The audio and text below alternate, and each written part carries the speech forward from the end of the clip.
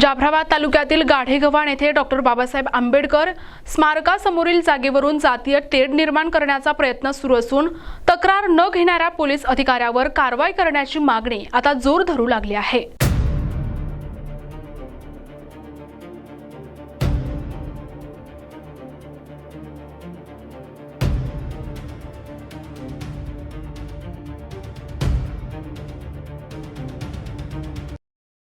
गाढेगव्हाण येथील आंबेडकरी समाजाच्या ताब्यातील जागेवर गावगुंडांनी अतिक्रमण केल्याचा आरोप ग्रामस्थांनी केलाय।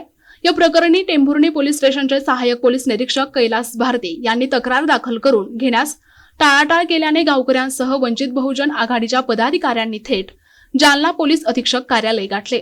येथे शिष्टमंडळाने स्थानिक गुन्हे शाखेचे पोलीस निरीक्षक पंकज जाधव यांची भेट घेतली, तर अतिरिक्त पोलीस अधीक्षक आयुष नोपाणी यांनी दूरध्वनीवरून संवाद साधत संबंधित गावगुंड आणि एपीआय कैलास भारती यांच्यावर कारवाई करण्याचे आश्वासन दिले। या संदर्भात लेखी निवेदन सादर करण्यात आले असून संबंधितांवर तात्काळ कारवाई न झाल्यास तीव्र आंदोलन छेडण्यात येईल असा इशारा वंचित बहुजन आघाडीचे मराठवाडा उपाध्यक्ष दीपक डोके यांनी दिला आहे।